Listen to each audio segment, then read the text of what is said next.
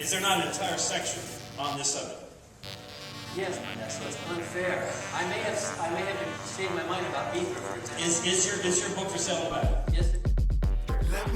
Have you ever asked God for forgiveness? I'm not sure. I just go and try and do a better job.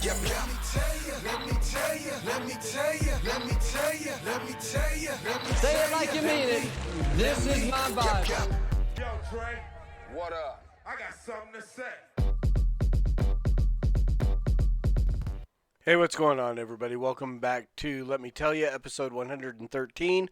I'm your host, Norm the Master's Dog Dunham, a.k.a. the Evangelical Norm, and I am going to, every time my computer updates, I get goofy things happen with this computer, so I am just really quickly, live on the air. We're going to just zoom in the camera because that's not where it's supposed to be. Hi there, that's much better. I don't need you to see everything that's behind me. We can look at a few things, but excuse me. So, I am your host, Norm, the Master's Dog Dunham, aka the Evangelical Norm, and we're going to jump into today. Last week I talked a lot about the coronavirus stuff, and as things are coming up with the vaccinations and mask mandates and all this kind of thing, this week is the news went through. And we watched people just continually contradict themselves. Again, it seemed like there was going to be like this moment of lucidity in this whole thing where, okay, people are vaccinated. The CDC is like, if you've been vaccinated, you can take your mask off, which means everybody else can take their mask off. You should have been taking your masks off a long time ago anyway because they don't work. It was just Fauci. Fauci made it.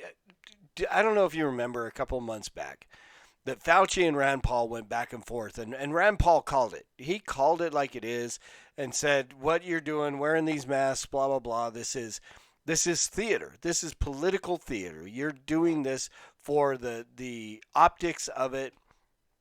Fauci had a fit. Oh, no, this is saving people's lives. And then this week he comes out and he said, literally, I've been vaccinated and I just was wearing the mask because I didn't want to send mixed signals. He literally agreed with Rand Paul on the issue of it was theater the whole time. We're watching people do it. We've got Nancy Pelosi fining people on the floor of the House for not wearing masks, but then you got video of her standing around with a whole group of people, no masks. The reality is, this is reality. Come on, people. Let's just stop. I wish my bosses would watch this because, they're still requiring us to wear masks at work. And most of the people in our job site have been vaccinated. And then there are those of us like me who have had it.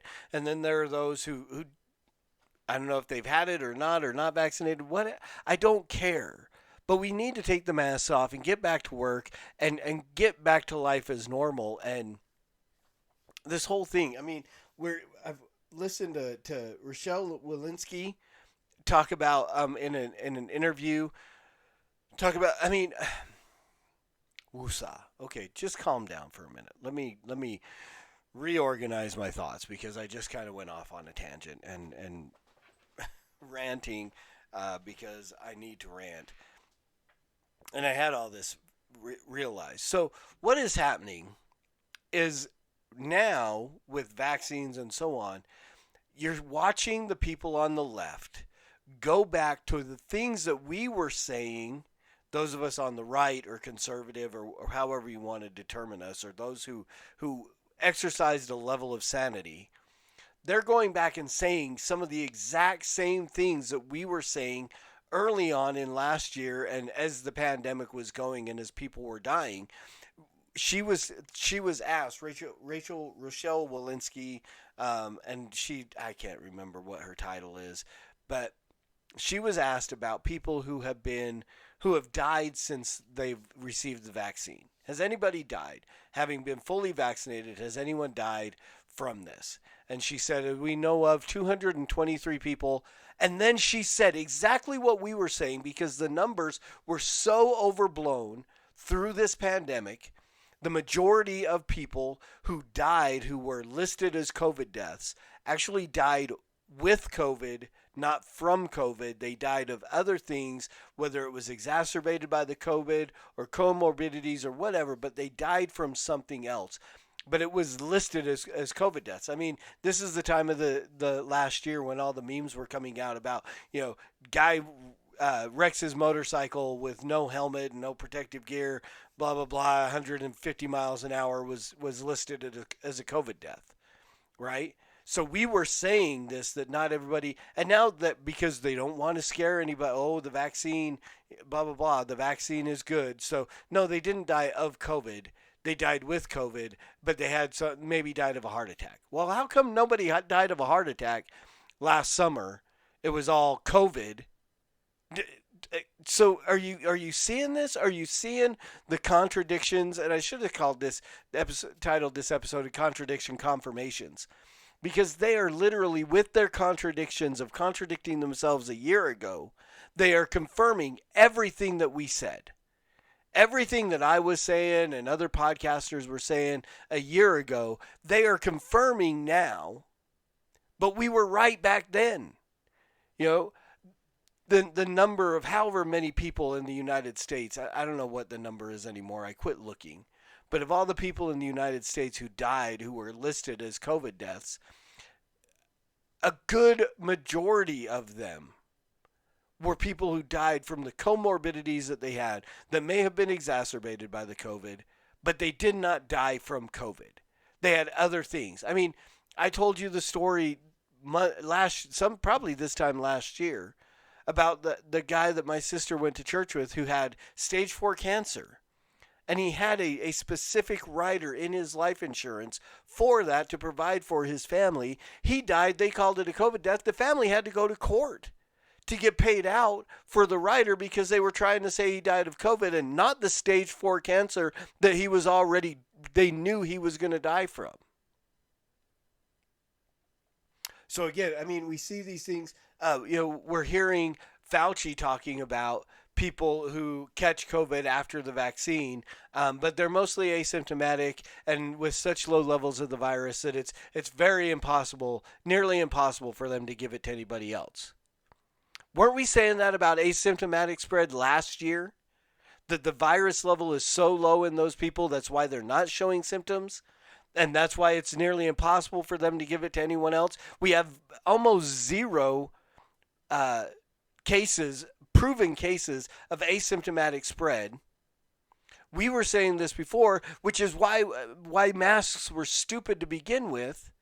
Because asymptomatic people didn't need a mask because it was almost impossible for them to spread it, and symptomatic people should have stayed home. Right? But now they're saying it, and they're confirming everything we said a year ago with the contradictions that they're contradicting themselves now. And it's ridiculous. It's insanity is what it is. And it is just the continuation. And you're watching videos after videos of people who are still wearing their masks, still wearing them outside. And they're like, well, we're not 100% protected.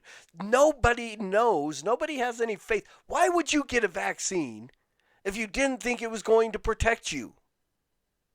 Why would you inject this experimental? Because remember, you are the human trials. Every single one of you who has been vaccinated, you are the human trial for this vaccine because they had none. It's emergency use approval. There's no approval for this from the FDA in the way that they usually approve vaccines. This is all emergency use. This is all experimental. Why would you do that if you didn't think you were 100% protected? I mean, let me just shoot you with some saline or something. I mean, again, it comes back to that whole thing that I've been saying for over a year. The masks were never about compassion. They were about control. The vaccine is not about compassion. It's about control. It is who they can get to be vaccinated. How can they adequately convince enough people to do this thing. And I mean, I hate conspiracy theories, and I generally avoid them. I don't think this is the mark of the beast. I don't think any of those things, but I do think it is ridiculous that people jumped so quick to something that is so experimental. It's why when the Johnson & Johnson thing, and yes, it was a low number of people who had blood clot issues and so on and so forth, but it was enough to go, we don't know what this is going to do to a larger population. We need to stop it. Right? I mean, so yeah, I mean, all these things that were going on. I'm trying to look at what other things. Yeah. So that's really all I have to say about it. It's insane, and we're watching the people on the left literally contradict everything they said last year in confirmation of everything that I and other podcasters with podcasts like mine said last year. So again, other than that, I don't have a whole lot of strong feelings about it. Oh, Nikole Hannah Jones. So if you don't know who Nikole Hannah Jones is, she is I believe a professor of, I don't know what, at University of North Carolina.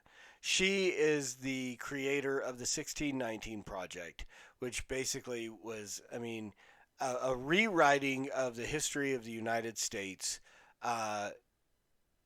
with, I mean, I don't know. But a lot of people talked about it. And full disclosure, I didn't read it. All the information I have about it is from secondhand, from other people, and again, people who were like, oh, this is just the most amazing thing ever. And other people who were like, that I trust a little bit more, who were like, oh, this is all, contradictory to what history really says and so on. Well, obviously, the University of North Carolina agreed with those people who said this stuff is ridiculous, and they denied her tenure at UNC. So here again, I mean, this is just a little bit of good news. I mean, I hate the fact that, she didn't get her tenure. I don't wish poor on anybody, but if you're going to lie to perpetuate the racial divide in this nation, then you deserve to not get your tenure. If you're going to make these things up, if you're going to, fudge on the details of history, then yeah, I mean, it's just like, I talk about the whole issue with Joseph Smith and the Mormons, and it's why I do my Master's Dog podcast and things like that, is to deal with the fact that people who want to mess with the details of history. They want to rewrite history in a certain way. Mormons want to rewrite the nature and person of who God is, and this woman wanted to rewrite the nature and the reality of our nation's growth. And again, you don't have to change too much. We have an ugly past. I've had this conversation with a whole lot of people. America has an ugly past. Yes. The American church has an ugly past. Yes. Can we recognize that? Should I be expected to repent for that? No. No, I don't have to repent for the things that happened 400 or 200 years ago, or even 50 or 60 years ago. I don't. I wasn't alive then. I'm not taking on the responsibility for that. Will I recognize it and admit that, yes, the people that I am descended from did some really stupid things, and some people in the church did some really horrible things that did not line up with what the gospel of Jesus Christ says? Yeah, I'm willing to admit that. I'm not going to try to sweep it away or push it under the rug or any of that stuff, but I'm not repenting for it. And the reality is that I see it, and you can tell me that I'm wrong, and we can have our differences of opinions, and how I define systemic racism is indoctrinated in the laws and legislated within the laws. And we have done, in this country, we have done a whole lot to remove that, to take that away. I mean, does it not mean that there's still some residual effect of those things on people today? Sure. But are we as a nation systemically racist in the fact that we still have these laws and so on? Are there individual racists? Yes. are we systemically, how I would define systemic racism as a nation, are we still systemically racist? No. Are there still things that need to be worked out? Yeah, absolutely. I'm not so blind that I refuse to see those things. But again, I'm not going to pay the price for what someone else has done. If that makes sense. But again, so she could have just broke down. I mean, so many other people have done it. Broke down. I mean, I'm really waiting for Kurt Kennedy to put out whatever book he's going to put out, because I believe that it will probably be one of the best books, because again, his desire to stay balanced, and he's looking at both sides. And so again, he's not just coming at it from an ultra conservative, right-wing viewpoint, and he's not just coming at it from an ultra-liberal left-wing viewpoint. This man is somebody that I've conversed with multiple times over the last year as a supporter of the Patreon supporter of the podcast and so on. And this is a guy that I know will do everything he can to stay balanced. I mean, you can see it in his tweets and in his... So he's going to write a book that is going to... And I know he's working on something. I don't know if he's working on this particular... I mean, he's talked about all these things from the early 1900s, the end of racism, the early 1900s on. He spoke about these things, and I've been involved in those Zoom calls and stuff like that where he has broken all this stuff down. And he does a far better job, and he didn't have to fabricate any part of history the way that Nikole Hannah Jones did, apparently. And still pointed out the fact that, yes, America has an ugly past and some things to be answered for, and we are moving, but we're not yet there, if that all makes sense. So, yeah, I mean, I just wanted to mention this fact that I was really glad that UNC kind of stepped up and said, yeah, you kind of fudged on the details of history, so no, we're not going to grant you tenure.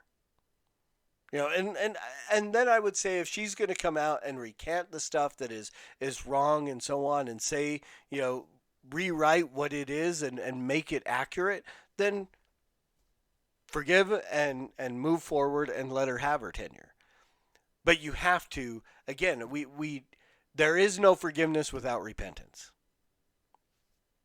So if she wants to repent of the things that she's done and wrote and fudged on the details, then great. Let her have her tenure and move on. But as long as she's going to stand by the falsified history that she's made, no. Don't give it to her. Let her, apparently they didn't fire her. They just didn't grant her tenure. So be it. And then the comparisons are happening because Tim Tebow, not coming back to the Broncos, to my chagrin. I loved this dude. And he's apparently coming back to work out with the Jaguars, Jacksonville, to be a tight end. They're bringing him in as a tight end. And no, he's not coming in automatically as a starter. He's got to earn his position and so on. And so it's going to be interesting to watch. It's going to be a really cool season to see him back in uniform, and potentially going to take some snaps. You would think he's probably going to take a couple of snaps here and there in a Wildcat or whatever. But he's coming back as a tight end. They're bringing him back. The Jacksonville Jaguars have signed him to 1 year as a tight end to come in and see what he can do. And so now all the comparisons are flying. Oh, Tebow got his job because, it's a white and black thing. No, here's the deal. Here's the reality. Last year or 2 years ago, I can't remember how far back it was, but the NFL called up Kaepernick and said, hey, we want to give you a shot to come back. We're going to set up this thing. We're going to set up a little combine thing where you can come and you can show us what you got. And it's going to be here. I can't remember where, somewhere in Florida or something. They said, come in and show us. We're going to bring in some receivers. We're going to let you take some snaps. We're going to watch you work. And we'll give you a shot. This was a couple of years ago.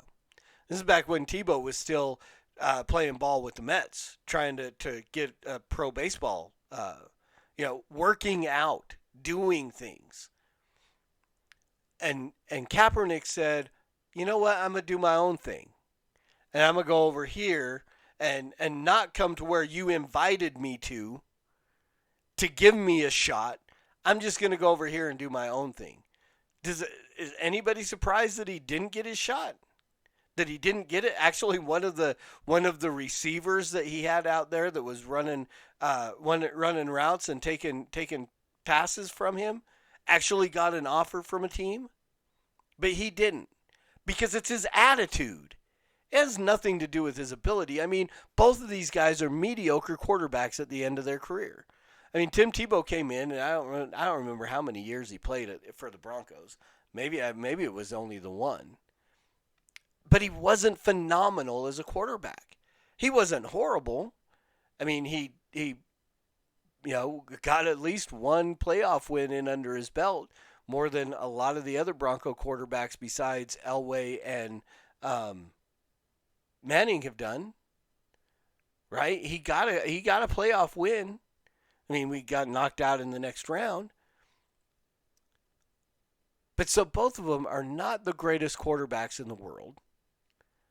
And so one of them was given an opportunity to come back as a quarterback, and he said, no, I'm going to do my own thing over here. And so because of that attitude, no, they didn't bring him back. And the other one is getting a shot as something else, as a tight end. Because his coach from college, I can't remember what coach, Urban Meyer or whatever. I can't remember the dude's name. His coach is now coaching for the Jaguars and said, hey, come here. We want to give you a shot. And Tebow said, I will do what you want me to do to get a shot. Kaepernick says, I think I deserve a shot, and even though you're offering me this, I'm going to do this because I want to do it the way that I want to do it. I'm not hiring that dude. I mean, if I applied for the job that I have right now and I went in and said, well, I'm just going to, and they said, well, come here for an interview. And I said, well, you know what, actually, I'm going to go over here to this this restaurant over here, and I'm going to take interviews from a whole bunch of other people, and you can come interview me there too. No, they're not hiring that dude. That's exactly what Kaepernick did. So I don't want to hear the comparisons, and I don't want to hear people trying to say, oh, it's because he's black. No, it's because he's a mediocre quarterback with a chip on his shoulder and a bad attitude. And Tim Tebow is a mediocre quarterback who's getting a shot to do something else and maybe might find himself under center once or twice through the season. And that's all there is to it. So stop making the comparisons. Stop saying that, again, it's irritating as anything that, okay, yeah, Tim Tebow's white, he's getting in this because Colin Kaepernick. No. I mean, is there some animosity towards Kaepernick because of the way he dealt with everything and the kneeling and so on? Absolutely. Do I think that's stupid? Absolutely. I think he had freedom of speech to kneel for any national anthem for any reason. And I mean, obviously there are some issues with our police, and we've seen them on both sides of racial issues, white and black.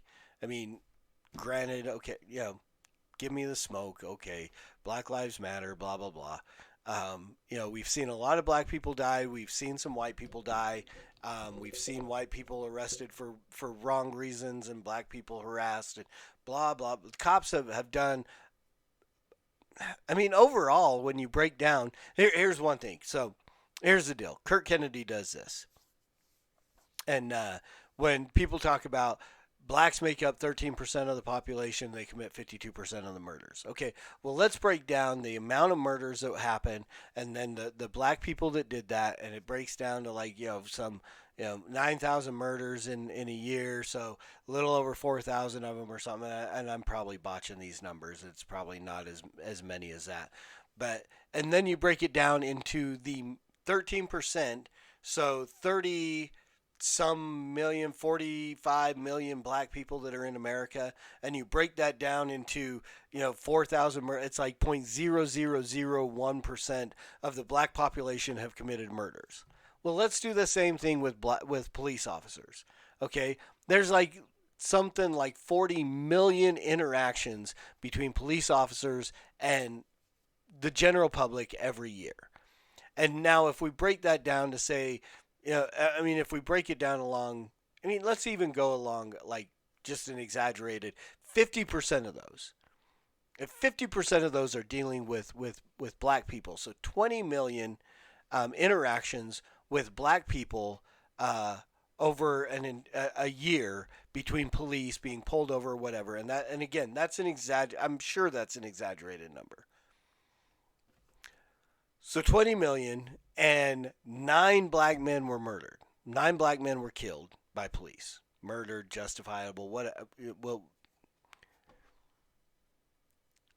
What's the percentage of that? Does that not tell you that the overwhelming majority of our police are actually doing a good job? And there's a very, very, very, very, very small group of bad cops that are racist or whatever or something, right? So again, can you protest police brutality? Absolutely. When it does happen, I love, today is a year ago that we found out that Mr. Solo from Gospel Gangsters died. And one of the songs off of their album, I think it's Gang Affiliated, is a song called "I Wish One Time Was Saved." The name of the song is "One Time." I wish one time was saved. And they go through this song, and it's one of my favorite songs. Hey, Mr. Crooked Police, right? You got to get down with the Prince of Peace. I can't remember the exact. But so yeah, we talk about it, we can protest it. It does happen. It's not the majority of police, and it's not. It's not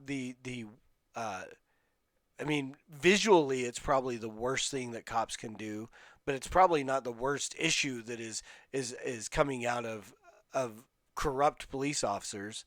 I'm sure there's a whole lot of other stuff that is happening, but visually, this is probably the worst. And so, yeah, should there be protests about it? Sure.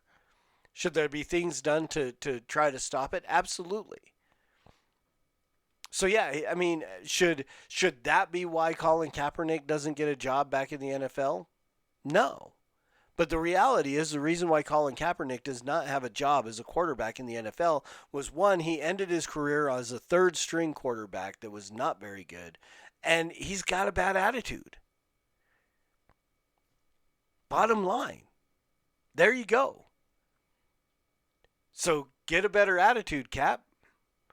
And maybe you'll get a shot. I've been saying it for years. We've been in need of a quarterback on the Broncos, and every year I say, sign Kaepernick, give him a shot. But Elway quit taking my calls, and the new Moxon or whatever the new GM has never taken my calls. Elway never took my calls either. So, but I would be happy to see him come back into the NFL with a good attitude. And still kneel. Do what you got to do, man. I ain't mad at you. Donovan Mitchell is one of my favorite players, and he's been outspoken about Black Lives Matter and stuff like that. I don't care. I don't have to agree with your politics to think you're a phenomenal athlete. Right? But you have to be a phenomenal athlete to make me think you're a phenomenal athlete. And Cap, you ain't. But I'm willing to see him give you a shot if you change your attitude. So, those of you who are watching, make sure you forward this and get that over to Cap so he can get all that and get it taken care of. So, y'all, thank you for watching. Again, I know I get a little ranty and a little scatterbrained sometimes trying to do these. I really want to. I'm trying to find a better time frame to record these because I end up doing these just before I'm going to bed, and I'm tired and generally a little confused. But I appreciate all of you who stick it out through thick and thin and continue to listen, like, subscribe, share this with your friends. See if we can. We keep growing.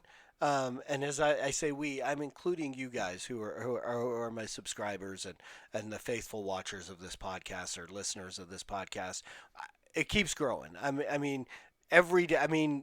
It's not huge. I have 177 subscribers on YouTube, probably 30 or 40 somewhere on Pinecast, and I'm not sure how many are subscribing through Google and Apple because I don't have access to those numbers the way that Pinecast shares my podcast. So I don't know how many people are out there that are listening and watching, but just know that I absolutely do appreciate you. I would love to have some comments from you guys, and whether it's on the video, in the podcast, or whatever.